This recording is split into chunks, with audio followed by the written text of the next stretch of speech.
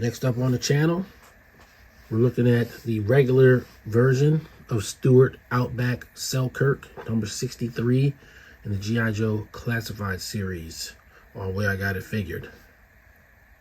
The way I got it figured. So about there, Figureland, where I got it figured back with another G.I.Joe Classified review.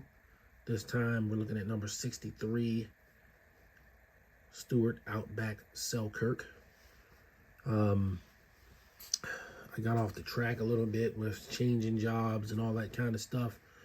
Really, this review was supposed to be done a long time ago, but I'm getting to it now, and so here we are. And I was kind of in my mind saving the best for last, in a sense of this wave of figures. There were 3 that I picked up, 2 I did not. I may do a ranking the wave review, which of course the ones I didn't get will probably be at the bottom. But this figure, this version of Outback, was highly anticipated, and to me, probably the best in my mind. I'm not sure though, because CoverGirl was really good, so we'll see. But on to it. We're gonna look at the box. We're gonna look at the figure, check out his accessories. You will of course compare him with the Tiger Force version, number 39, and we'll get some final thoughts in and get out of here.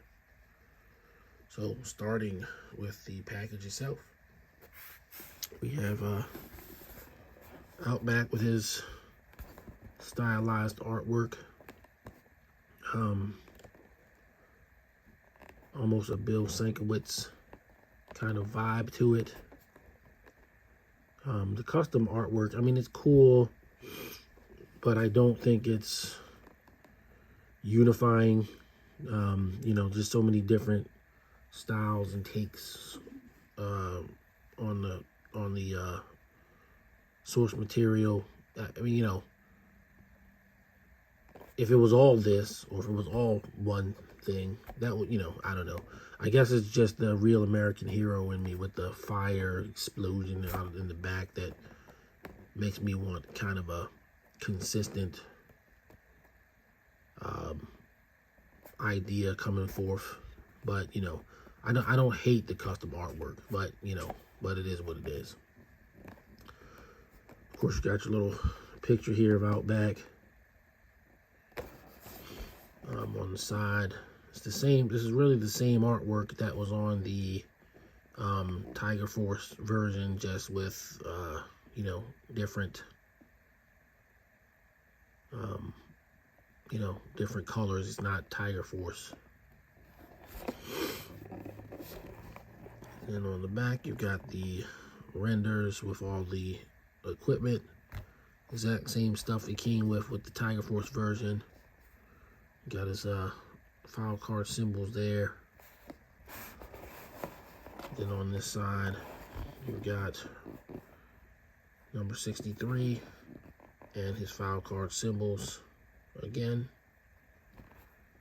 He has a 3 environmental specialist, 2 light weapons, 3 jungle specialist, jungle fighting specialist,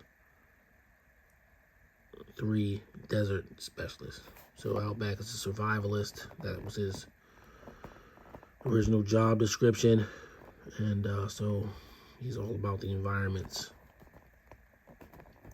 I'm surprised he didn't get a 4 in anything, but you know, whatever. So that's the look at the packaging, and we will get Outback out and check him out. All right, so we've got Outback on the turntable with his accessories. They're, you know, the same accessories that came with the Tiger Force version, just not, you know, necessarily the same color. But, you know, we're still going to go over them as we always do. So we'll start out with his submachine gun or half semi-automatic rifle. No stock. It's not rubbery. It's hard, which is odd considering some other things that I'm gonna have to say about this figure in a minute. But this is like the solid. This is the solidest of plastic. I'm not even sure the other one was this solid. In fact, I'm sure it's not that solid. This is like this. This is like the stuff you want. This is what you want the weapons to be cast in. Here's, of course, the magazine that goes into the rifle itself.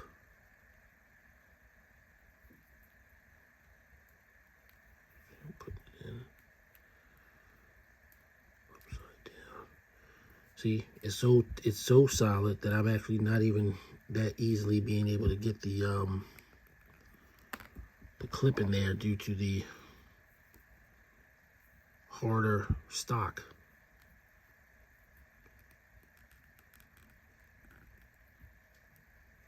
There we go. There you go. Now it's assembled fully.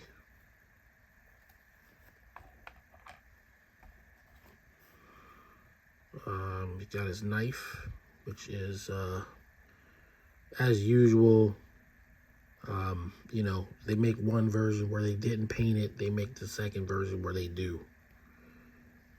So there you go. He's got a painted knife this time.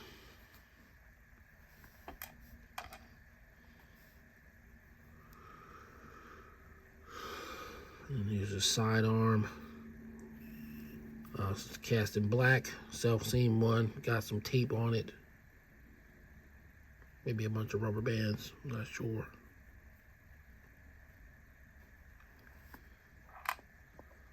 Of course, we got his flashlight.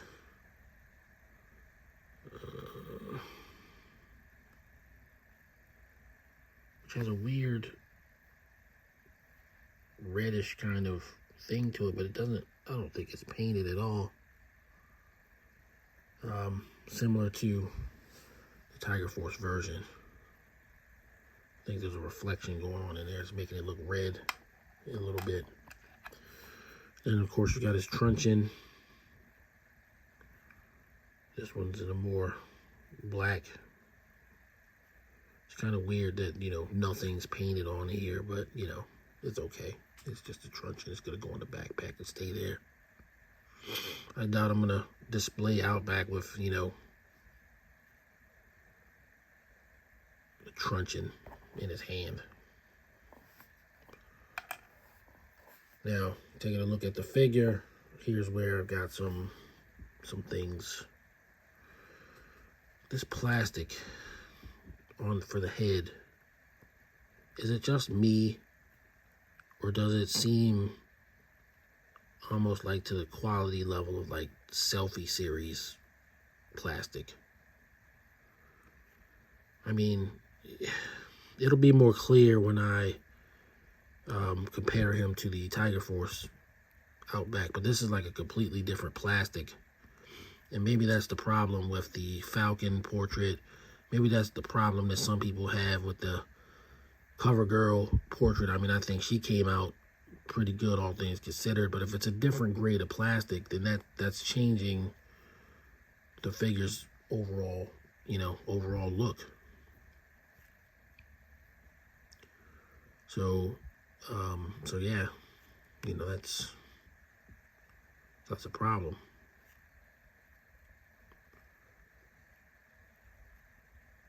But, you know, he's decent. He's decent. But I'm just concerned what the plastic does. It gives you this glossy kind of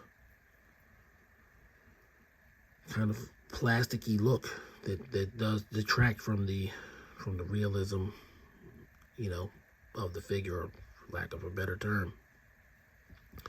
As for the rest of them, you know, this is the 1987 Outback. This is the one that I wanted in the beginning. I don't regret getting Tiger Force Outback. I'm very happy with that figure.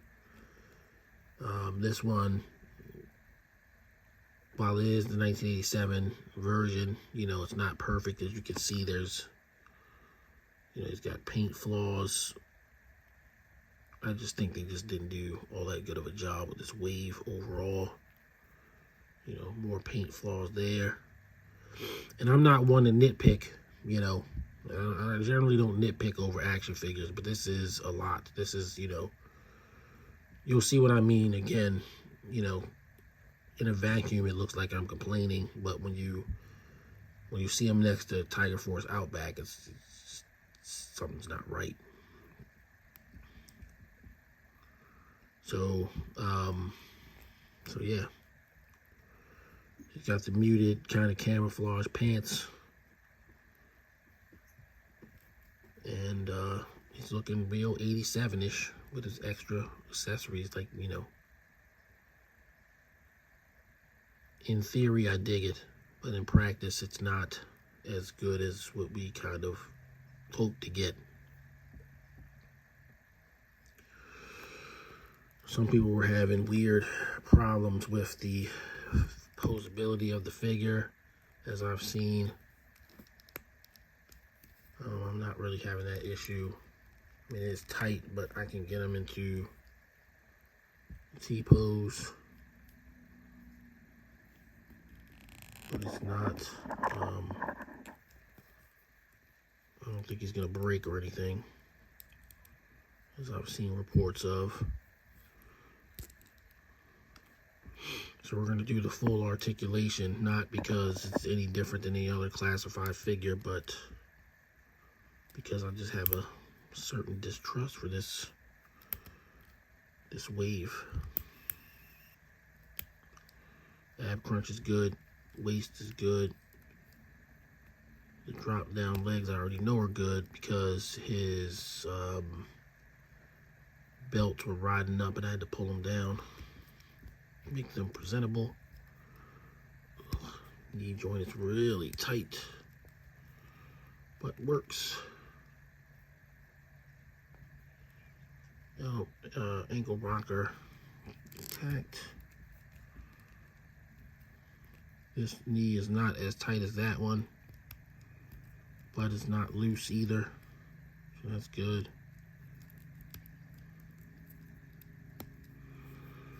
There you go. Where's his articulation? Oh, boot cut. Boot cut's good.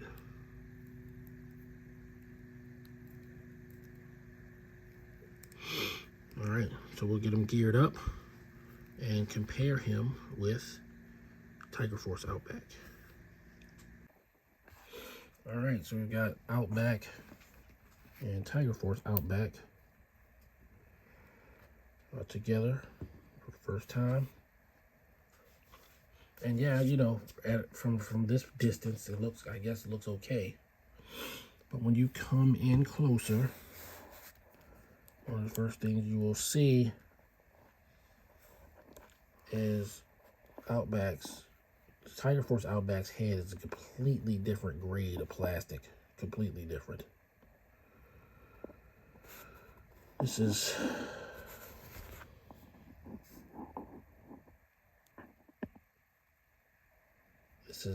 you know, I don't even know if the camera's doing this justice, but it's just crappy compared to this. It's not even in the same ballpark. The plastic on this figure overall is just better. It's a better quality figure. I mean, it just is. You know, if I had skipped Tiger Force Outback, I'd be upset based on this one. I'm not saying he's terrible. But the plastic quality, you know, which unfortunately the materials that they use, which can affect the, you know, overall enjoyment of the figure, I'm going to have to take that into account.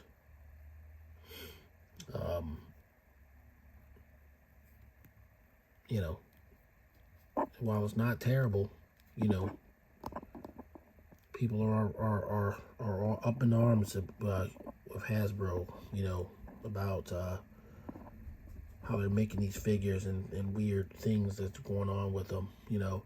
And for the most part, you know, like there's like he's good from the waist down. There's no paint errors. There's no overspray. It's great. But up here on the arms, it's like terrible. It's just bad. Comparing again to Tiger Force Outback, they really didn't mess it up, you know. And these are mass-produced figures. It's not like somebody's hand painting them, which makes it seem like this was rushed out. It was just kind of rushed. As far as the plastic blend, I don't know what to tell you, but you know, this is just not great. And you know, I don't need to remind you we're paying $24.99 per figure for these guys. So now positives. There are some positives. As I said, this weapon is made of a much harder plastic than this weapon. Like I can like literally flex this. It flexes. Normal Outback, this weapon has no give whatsoever.